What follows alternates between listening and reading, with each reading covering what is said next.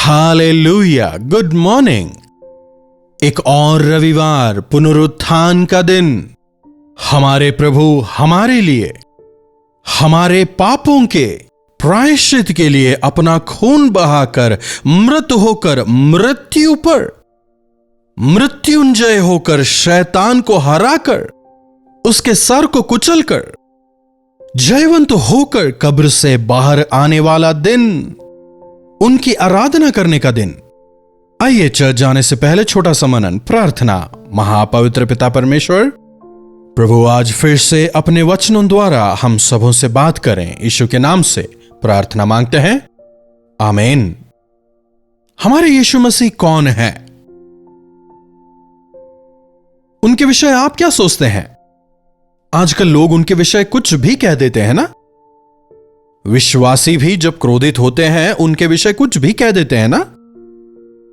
उन पर संदेह करते हैं ना, उनकी आलोचना करते हैं ना।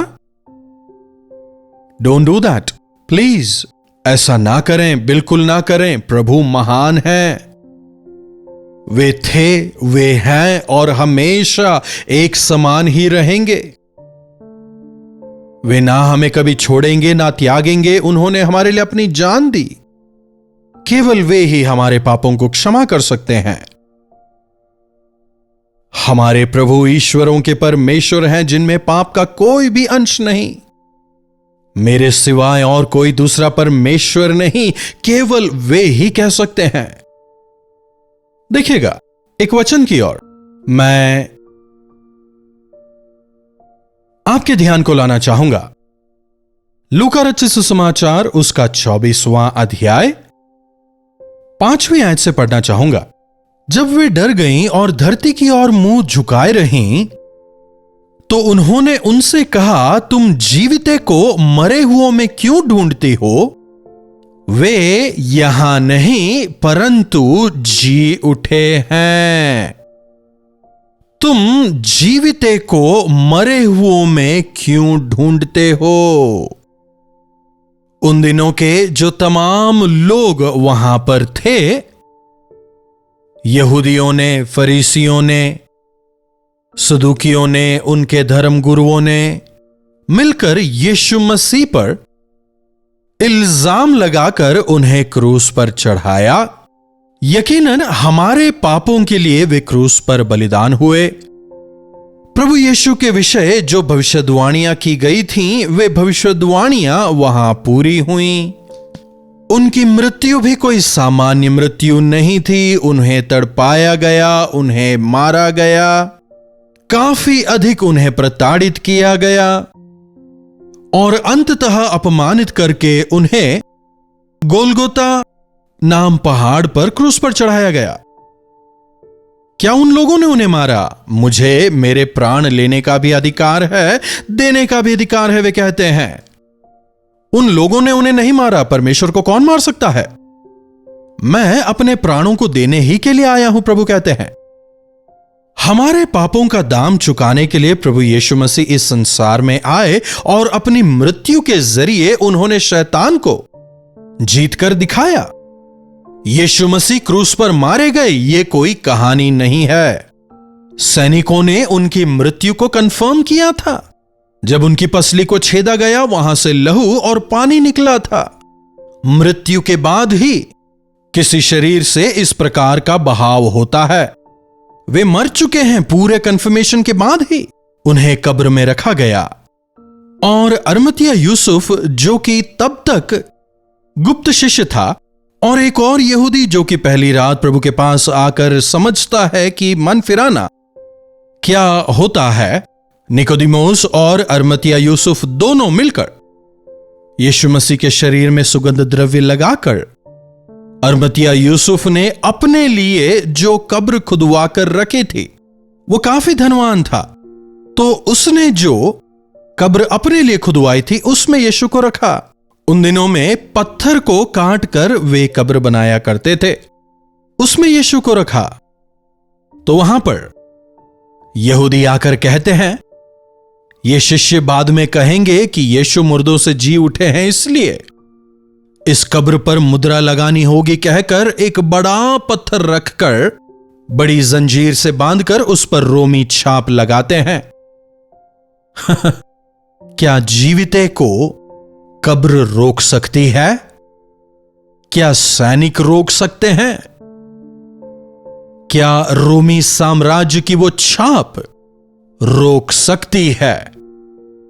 जिस प्रकार उन्होंने कहा था, मनुष्य का पुत्र तीसरे दिन मुर्दों से जी उठेगा, जिस प्रकार से उनके विषय भविष्यवाणी की गई थी, रविवार की सुबह वे पुनरुत्थित होते हैं। यही है रविवार की खासियत। रविवार आते ही हमारे प्रभु आज जीवित हुए हमें याद आना चाहिए। मृत्यु पर जयवंत हुए प्रभु की आराधना करने की इच्छा हमें होनी चाहिए। तो उस रविवार की सुबह पुनरुत्थित होने के बाद कुछ लोग सुगंध द्रव्य लगाने के लिए उन्हें खोजते हुए उनकी कब्र पर जाते हैं।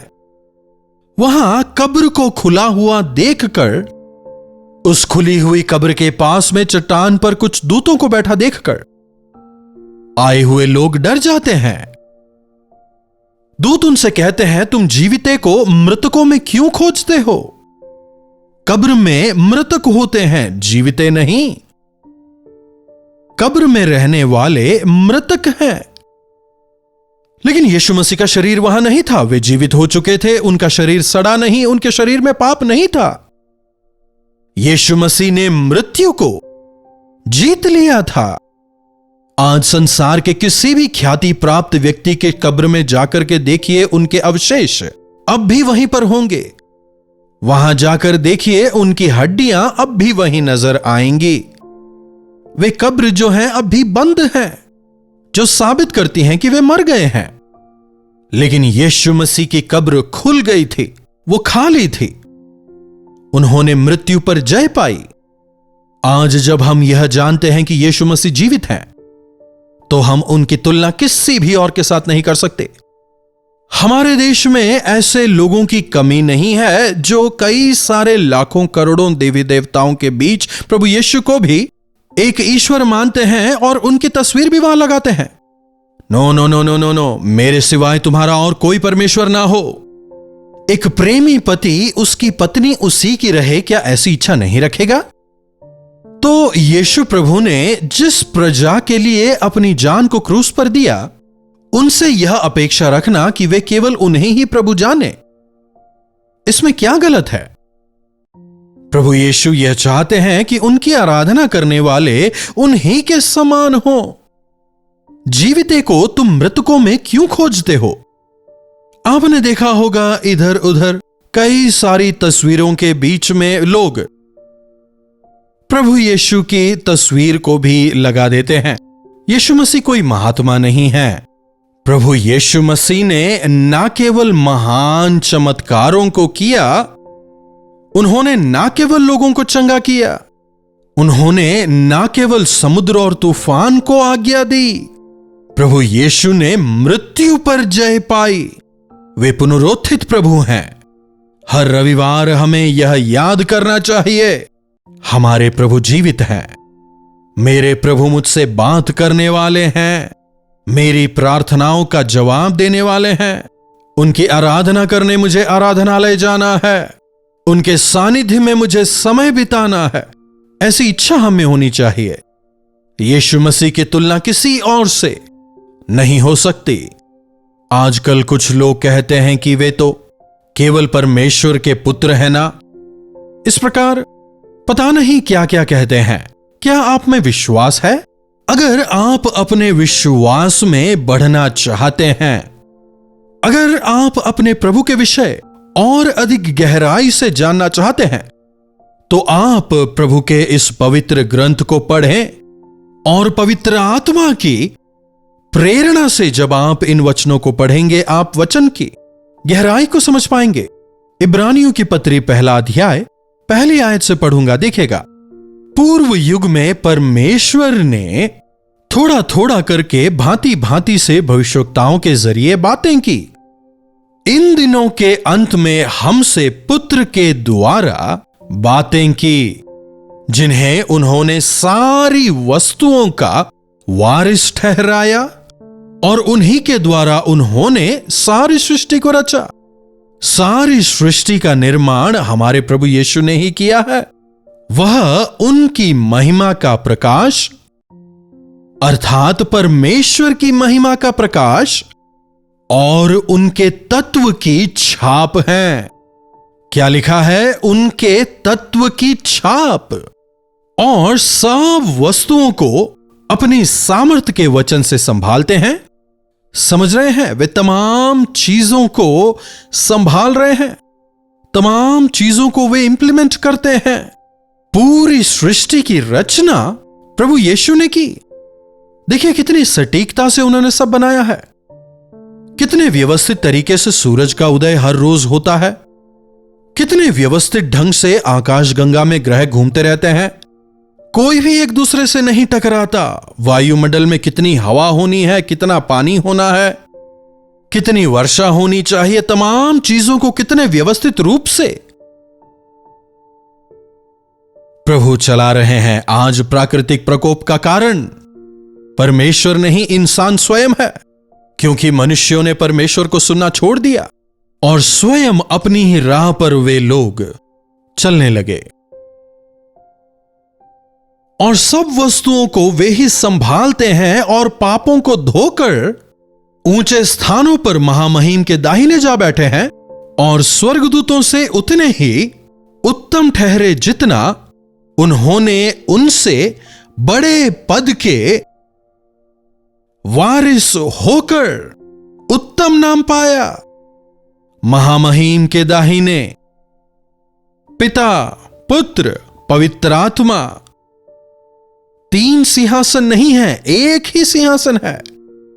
वे सिंहासन पर विराजमान हैं। He is on the throne. और वहां से तमाम चीजों को वे संभालते हैं। ऐसे महान प्रभु को क्या आपने अपने जीवन में अपनाया है? ऐसे महान मेरे प्रभु हैं, जब आप कहते हैं क्या उस वचन के अनुसार आप जीवन बिताते हैं? प्रभु यीशु ने आपको पापों से बचाने के लिए अपनी जान दी, फिर वो मृत्यु से पुनरुत्थित हुए और वे चाहते हैं कि जिन्हें उन्होंने जीवन दिया है, जिन्हें उन्होंने अपने लहू से शुद्ध और पवित्र किया है, वे तमाम लोग प्रभु यीशु मसीह के साथ हमेशा हमेशा के लिए निवास करें और उन्हें लेने के लिए वे शीघ्र आने वाले हैं। वे मरे हुए ईश्वर नहीं हैं, वे मारे गए पुनरुत्थित हुए स्वर्गारोहित होकर आज पिता के दाहिनी ओर बैठे हैं। देखो मैं शीघ्र आता हूं, उन्होंने कहा, और वे शीघ्र आने वाले भी हैं। तमाम युद्ध की जो खबरें हम सुन रहे हैं, अपराधों के बढ़त के विषय हम सुन रहे हैं, प्रेम का कम होना, विश्वास का नजर ना आना, अनैतिकता का बढ़ता जाना, जहां कहीं नजर उठाकर देखें वहां अन्याय, अत्याचार और अपराध का लगातार बढ़ता चला जाना। लूत के दिनों की तरह ही, नूह के दिनों के समान ही, जहां लोग बिल्कुल निरंकुश होकर जी रहे थे, आज भी जो हमें संसार में नजर आ रहा है बिल्कुल उसी समान है। आज भी मनुष्य परमेश्वर को भूलकर, अपने उद्धारकर्ता को भूलकर अपनी इच्छानुसार जी रहे हैं। यह प्रभु यीशु के आगमन को बताता है। वे शीघ्र अतिशीघ्र न्याय करने आने वाले हैं। वचन हमें चिताता है, हर रोज आराधनालय जाकर उनकी आराधना करने वाले आप हमेशा याद रखें कि आपके हर एक कार्य का, हर एक शब्द का हिसाब आपको प्रभु यीशु को देना होगा। लगातार अपने आप को प्रभु यीशु के लहू से शुद्ध करके जिएं और आराधनालय जाकर उनकी आराधना करें। प्रार्थना। महापवित्र पिता परमेश्वर, प्रभु एक बार फिर से अपने वचनों के द्वारा हमसे बात करने के लिए, अपने वचनों की गहराई से हमें चिताने के लिए हम आपके शुक्रगुजार हैं। प्रभु आपकी महिमा को समझकर, आपकी ऊंचाइयों को जानकर, आपकी उस अतुल्यता को पहचानकर हमेशा अपने जीवनों में आपको प्रथम स्थान देकर, आपको महिमित करते हुए, आपके गवाह होकर जीने का अनुग्रह आप हम में से हर एक को प्रदान करें। यीशु के नाम से प्रार्थना मांगते हैं, आमीन। अब हमारे पिता परमेश्वर का प्रेम, प्रभु यीशु मसीह का अनुग्रह, पवित्र आत्मा की संगति और सहभागिता हमें से प्रत्येक के साथ आज, कल और सर्वदा बनी रहे। आमीन।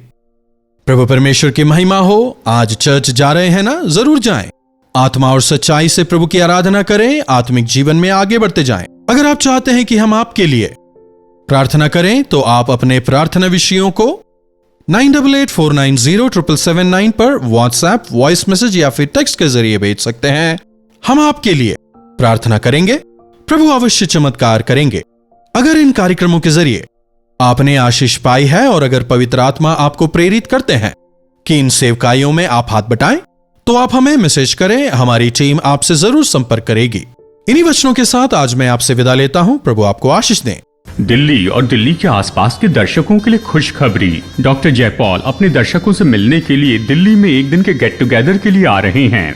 तारीख है 12 नवंबर। पहला सेशन दोपहर 2 बजे से 5 बजे तक, दूसरा सेशन शाम 6 बजे से 9 बजे तक। जगह है YWCA कॉन्सेंटिया हॉल, बंगला साहब गुरुद्वारा के पास, अशोक रोड, नई दिल्ली। अधिक जानकारी के लिए हमसे संपर्क कीजिए 8939393939 पर। तो डॉक्टर जयपॉल से मुलाकात करना न चूकें। कल्वरी दर्शन, ये है प्रेम के दर्शन, यीशु प्रेम के दर्शन।